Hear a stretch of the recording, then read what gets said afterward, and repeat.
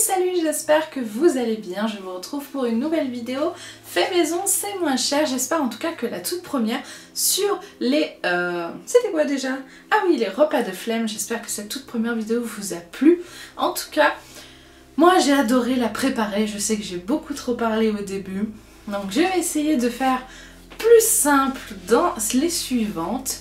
On va cette fois s'attaquer à quelque chose que tous les enfants adorent et que nous aussi, adultes, on adore aussi parfois. J'ai nommé les biscuits, bien entendu, car c'est très facile de passer dans les rayons des supermarchés et d'être tenté d'attraper cette belle boîte de biscuits toute prête et dont le marketing, le packaging, l'emballage sont magnifiques et nous donnent envie de les acheter. Mais quel coût ont ces biscuits industriels et peut-on faire moins cher maison? Et ben c'est le sujet sur lequel je me suis penchée pour préparer cette vidéo. Alors j'ai choisi deux recettes, les cookies et les sablés. Voilà deux recettes sur lesquelles on va se pencher pour cette vidéo. Et je vous affiche du coup les prix à côté de moi au niveau industriel, en tout cas les prix que j'ai constatés moi dans l'hypermarché où je fais mes courses. Attention, ces prix peuvent varier bien sûr d'une région à l'autre. J'ai estimé alors les recettes Thermomix avec les choses que j'achète moi, c'est-à-dire avec les marques et les prix où je paye mes courses. J'ai estimé alors les 40 cookies à 3,85 €, ce qui fait à peu près 96 centimes les 10 cookies. J'ai estimé que dans des boîtes à cookies industrielles, il y avait environ une dizaine de cookies. Donc ce qui fait un tiers moins cher pour les cookies maison par rapport aux cookies industriels. Et oui, un tiers moins cher.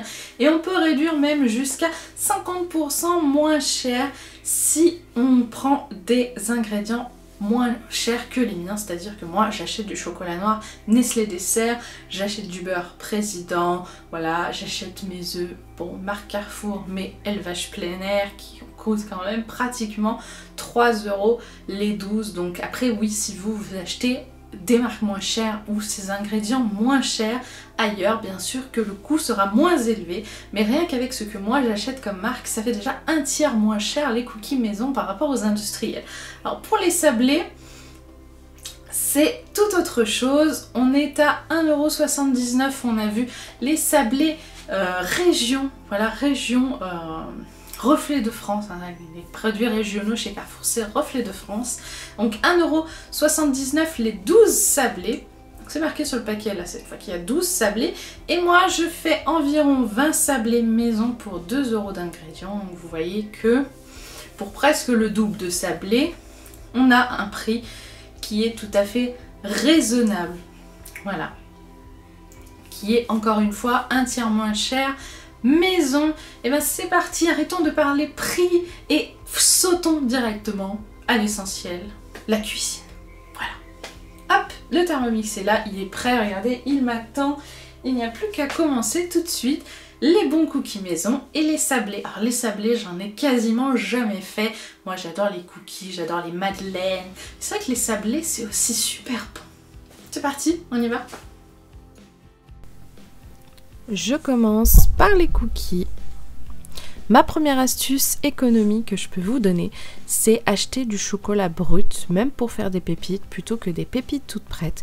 Croyez-moi, si vous comparez le prix de votre petit sachet de pépites de chocolat ou d'une grosse tablette comme moi de Nestlé Dessert, ou même marque magasin, chocolat spécial dessert, croyez-moi, le prix au kilo va vous choquer. Les pépites de chocolat toutes prêtes en pépites, c'est horriblement cher.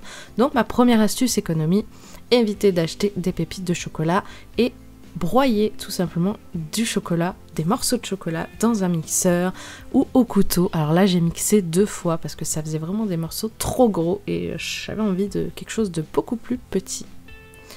Voilà. Donc les pépites c'est pour plus tard et ça c'était la première astuce économique.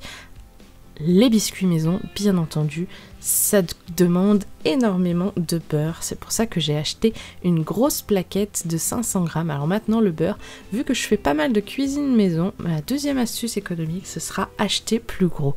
Quand vous avez l'habitude de consommer un produit, achetez-le plus gros. Au lieu d'acheter une plaquette de 250 grammes de beurre et d'en racheter toutes les 2 semaines parce que vous faites beaucoup de cuisine, ou toutes les semaines et demie parce que ah bah mince, je suis en rupture de beurre, achetez une grosse plaquette de 500 grammes. Alors, ça coûte peut-être plus cher, mais croyez-moi que le prix au kilo est moins élevé, donc ça coûte moins cher une grosse plaquette par exemple que 2 petites. Donc vous ferez des économies sur le long terme bien sûr, et du coup j'achète du beurre moins souvent. Et j'en ai une plus grosse quantité pour la cuisine maison.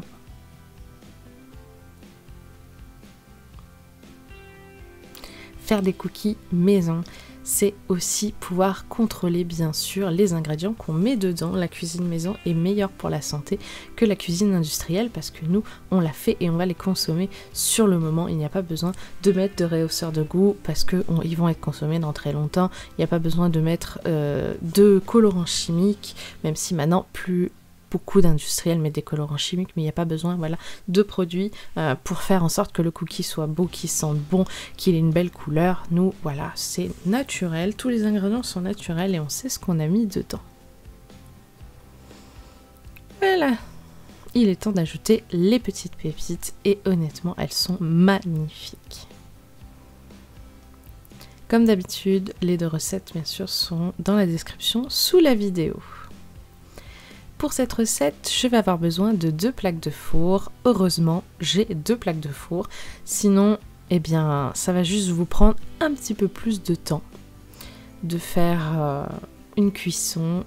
Bien sûr, les cookies, une fois qu'on les sort du four, il faut les laisser durcir un tout petit peu. Si vous les enlevez tout de suite de la plaque, eh bien, ils vont être mous, donc ça va vous prendre juste un tout petit peu plus de temps. Allez, c'est parti. Donc les cookies, je prends 2 cuillères à café, je racle un peu de pâte avec l'une des cuillères et je la dépose sur la plaque préparée avec la deuxième. On veille bien à les espacer bien sûr pour que quand ça va cuire, ça fond et que ça puisse ne pas se toucher.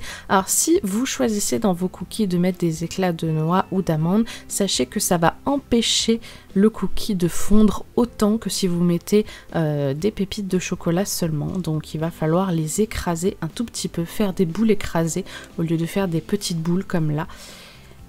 Et moi je les aime un petit peu moelleux et croquants à la fois les cookies, donc je vais les mettre que 10 minutes. Mon four chauffe très très bien, hein, malgré le fait que c'est une gazinière qu'on avait achetée premier prix à l'époque où on s'était mis ensemble avec le chéri.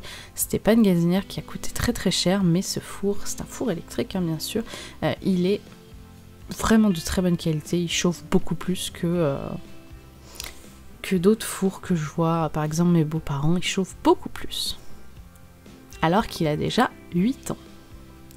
Et voilà les beaux cookies. La première fournée en dessous est un peu moins cuite. La deuxième a été un peu plus sèche. Bah, c'est normal, le four est un peu plus chaud. Il a déjà eu une première fournée. J'ai laissé exactement le même temps. 9 minutes 30 à peu près. 9 minutes, ouais, voilà. Un peu moins de 10 minutes parce que ça m'avait l'air bien cuit. Donc ceux-là en dessous sont un peu plus mous. Et ceux au-dessus sont un petit peu plus croustillants.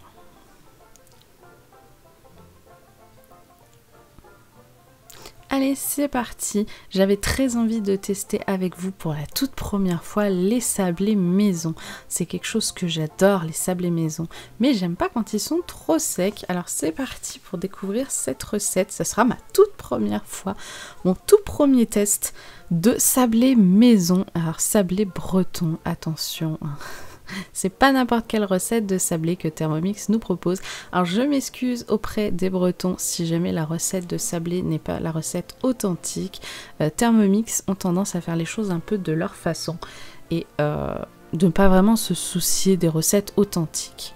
Alors bien sûr, comme je ne cuisine pas au beurre demi-sel, je n'oublie pas bien sûr de rajouter un petit peu de sel sur le beurre doux. Je m'en excuse tout de suite auprès des Bretons, mais voilà, je suis originaire du sud de la France. Ma famille est originaire du sud de la France. Et bien avant ça d'Espagne, donc on cuisine pas au beurre de micelle, désolée.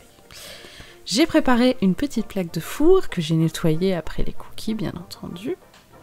Alors j'ai usé, vous avez vu, 3 jaunes pour cette recette, donc il me reste 3 blancs. Je vais les mettre dans une boîte, une toute petite boîte au congèle, et je les utiliserai ultérieurement soit pour faire des langues de chat, soit pour faire, bien sûr, comme on avait vu dans la vidéo, des financiers. Voilà. Donc c'est parti, je pétris cette pâte, un peu comme si je voulais faire une pâte à tarte, hein, un fond de tarte, voilà. Je vais venir étaler cette pâte pas trop finement parce que les biscuits sablés sont plutôt épais. Alors ne vous fiez pas à cette recette, je pense que cette recette a perdu la boule.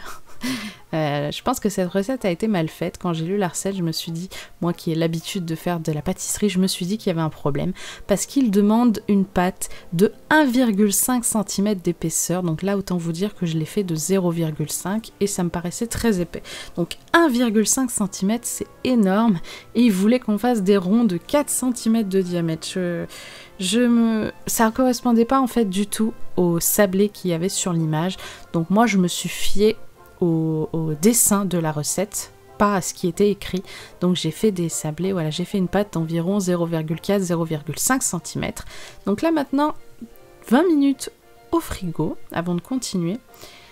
Et bien sûr, j'ai choisi un emporte-pièce d'environ 6-7 cm, donc à peu près comme l'image de la recette. Donc des fois, faites bien attention, parce que chez Thermomix, les pâtisseries sont faites par des cuisiniers et pas par des pâtissiers. Donc souvent, il y a des erreurs dans les recettes de pâtisserie. Donc lisez bien et réfléchissez bien à ce que ça doit donner.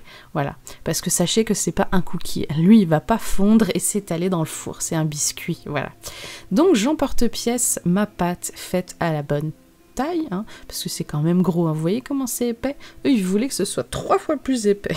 Ça fait pas 20 sablés, hein. 1,5 cm d'épaisseur, c'est pas possible. Et c'était bien marqué centimètre, hein. C'était pas marqué millimètre, hein. Je tiens à préciser.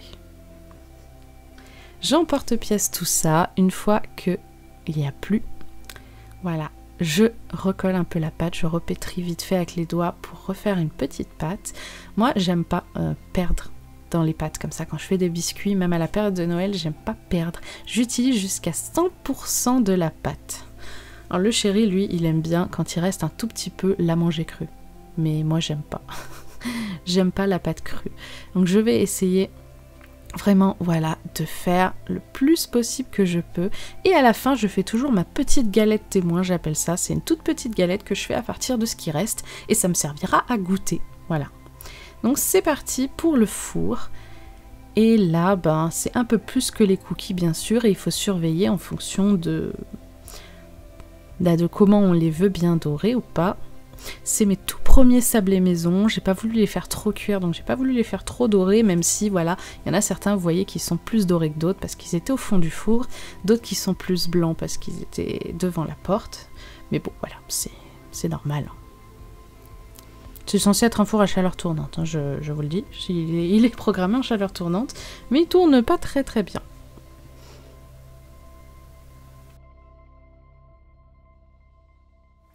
Et voilà, cette vidéo est terminée. J'ai fait des cookies aux pépites de chocolat et des sablés bretons pour beaucoup moins cher que si je les avais achetés en magasin. J'espère en tout cas que cette vidéo vous a plu. N'hésitez pas à refaire vous aussi ces recettes super bonnes, super rapides.